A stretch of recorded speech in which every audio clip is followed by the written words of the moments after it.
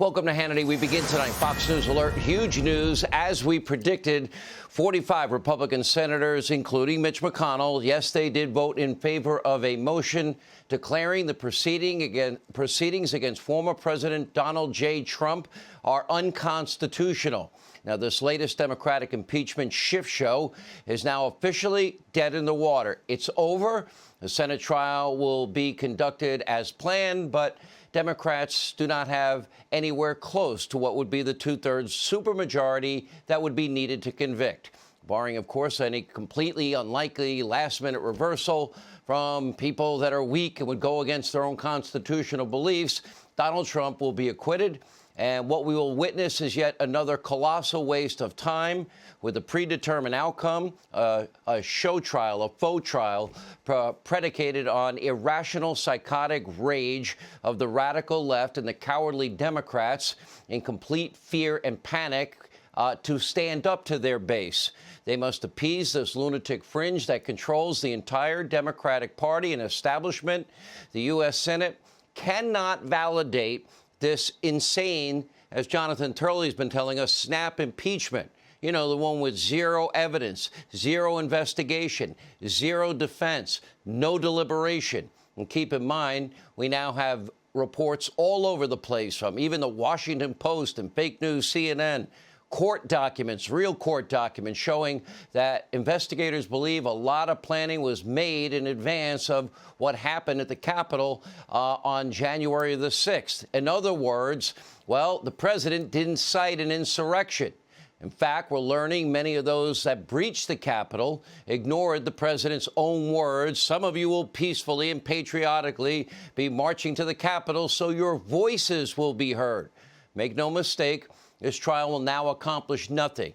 It's political theater, frankly, at its worst. It's Washington at its worst. It's a massive government waste of time and resources. And by the way, money in the middle of a pandemic. Needed monies. You have a divisive, self-serving political charade and one last smear, one for the Gipper of former President Trump and the 75 million Americans who voted for him. And, of course, another way for Democrats to raise money, which they're trying to do, to appease their radical socialist base. Now, even Joe Biden admitted that there are not enough votes to convict, yet Mr. Unity still believes the show trial impeachment must go on. Chief Justice Roberts, to his credit, he's refusing to participate. What are clearly unconstitutional proceedings. That speaks volumes about the legitimacy of this sham impeachment. Roberts, not exactly a Trump fan that I can see. Now, Democratic Senator Patrick Leahy. Well, he's going to fill the void left by the Chief Justice. Leahy vowed to be an impartial and fair judge, despite previously calling for Trump to be convicted in the case. This is a pathetic kangaroo court. It's unconstitutional for the Senate to try a private citizen and remove him from an office they no longer hold. The Senate has no jurisdiction. Never mind, the man presiding over the Senate trial is nothing but a partisan Democrat who already vowed conviction for the president. And by the way, Democrats are attempting to convict a former president on a bogus incitement charge that they themselves, if they ever, well, examine their own words, are guilty of. Earlier today, in a powerful speech, Senator Rand Paul, Kentucky, he called out this rampant hypocrisy, the hypocrisy we've been calling out regularly on this program. If we are about to try to impeach a president, where is the Chief Justice?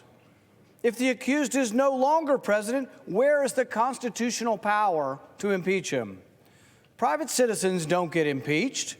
Impeachment is for removal from office. Hyper-partisan Democrats are about to drag our great country down into the gutter of rancor and vitriol, the likes of which has never been seen in our nation's history. It's almost as if they have no ability to exist except in opposition to Donald Trump. Without him as their boogeyman, they might have to legislate and to actually convince Americans that their policy prescriptions are the right ones.